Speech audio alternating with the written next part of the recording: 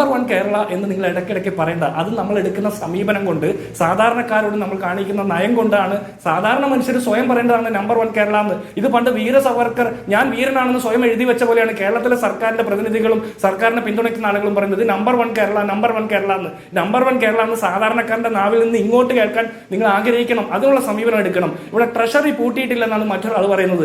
Treasury പൂട്ടിയിട്ടില്ല, സത്യമാണ്, തുറന്നു വെച്ചിട്ടുണ്ട്. ട്രഷറിയിൽ നിന്ന് ആർക്കൊക്കെ പണം നൽകുന്നു എന്ന് നിങ്ങൾ പരിശോധിക്കണ്ടേ? ഇവിടുത്തെ കരാറുകാർ, പഞ്ചായത്തിന്റെ ഉൾപ്പെടെ തദ്ദേശ സ്വയംഭരണ സ്ഥാപനങ്ങളുടെ ഉൾപ്പെടെ പണികൾ ചെയ്യാൻ ഇപ്പോൾ കരാറുകാർ വരുന്നില്ല. അവർ ചെയ്ത പണിക്കുള്ള അവരുടെ കൂലി കിട്ടുന്നില്ല, അവരുടെ ബില്ല് പാസ്സാക്കി കൊടുക്കുന്നില്ല.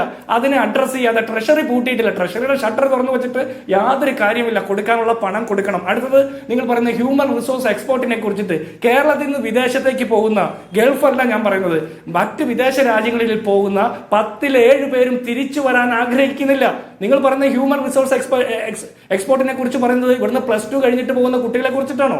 അവരിൽ ആരും തന്നെ തിരിച്ചു വരാൻ ആഗ്രഹിക്കുന്നില്ല. ഇവിടെ മെച്ചപ്പെട്ട വിദ്യാഭ്യാസ സൗകര്യം അവിടെ കിട്ടുന്നു, അവർക്ക് ഫെലോഷിപ്പ് കിട്ടുന്നു, അവർക്ക് മറ്റ് ജീവിത സൗകര്യങ്ങൾ കിട്ടുന്നു, പാർട്ട് ടൈം ജോലിക്കുള്ള സൗകര്യം കിട്ടുന്നു. നിങ്ങൾ ഇവിടെ സ്വകാര്യ സർവകലാശാലകളെ സ്വാഗതം ചെയ്യുന്ന ബില്ലൊക്കെ കൊണ്ടുവരുന്നത് നോക്കിയല്ലോ.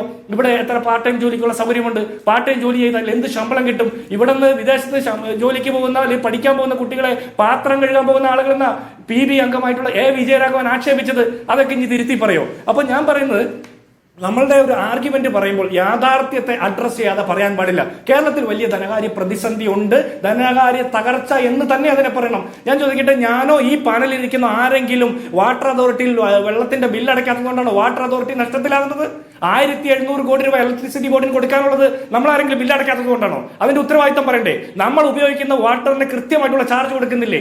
അപ്പോൾ നമ്മൾ KSEBിക്ക് പണം കൊടുക്കുന്നില്ലേ? എന്തുകൊണ്ട് KSEB നഷ്ടത്തിലാകുന്നു? അല്ലെങ്കിൽ KSRTC ബസ്സിൽ ഇന്ത്യയിലെ മറ്റൊരു സംസ്ഥാനത്തും ഇല്ലാത്ത അത്ര യാത്രാ ചെലവുള്ള സംസ്ഥാനമാണ് കേരളം. എന്നിട്ടും എന്താ കേരളത്തിന്റെ പൊതുഗതാഗത സംവിധാനം നഷ്ടത്തിലാകുന്നത്? അപ്പോൾ ഗവൺമെന്റിന്റെ മെഷീനറി അവിടെ പരാജയപ്പെടുന്നു എന്ന് നമ്മൾ തിരിച്ചറിയണം. അടുത്ത റവന്യൂ ഡിപ്പാർട്ട്മെന്റ്, എറണാകുളം കളക്ടറേറ്റിലെ വൈദ്യുതി വിച്ഛേദനം നടത്തിയപ്പോൾ റവന്യൂ ഡിപ്പാർട്ട്മെന്റ് തന്നെ ലക്ഷക്കണക്കിന് രൂപ ഇലക്ട്രിസിറ്റി ബോർഡിന് കൊടുക്കാനുണ്ടെന്ന. കേരളത്തിലെ റവന്യൂ ഡിപ്പാർട്ട്മെന്റ് സാധാരണ മനുഷ്യരിൽ നിന്ന് എത്ര കോടി രൂപയാണ് പ്രതിവർഷം കളക്ട് ചെയ്യുന്നത്? ഇവർക്ക് എന്തുകൊണ്ടാണ് ഈ പൈസയൊക്കെ കൊടുക്കാൻ പറ്റാതെ വരുന്നത്? അപ്പോൾ നിങ്ങൾ സാധാരണക്കാരെ ഒരു വശത്ത് പിഴിയുകയും മറുവശത്ത് നിങ്ങളുടെ സർക്കാരുമായി ബന്ധപ്പെട്ട ആളുകളുടെ കെടുകാര്യസ്ഥയും ദൂരത്തിനെയും പ്രോത്സാഹിപ്പിക്കുകയും ചെയ്യുന്നു. നിങ്ങൾ സാധാരണക്കാരുടെ മനുഷ്യരുടെ ഇടയിൽ നിങ്ങളോട് വിശ്വാസം തോന്നുന്ന രീതിയിലുള്ള ഒരു സ്റ്റാൻഡ് എടുക്കാൻ ഇതേവരെ സാധിച്ചിട്ടില്ല, പരാജയപ്പെട്ടു പോയി.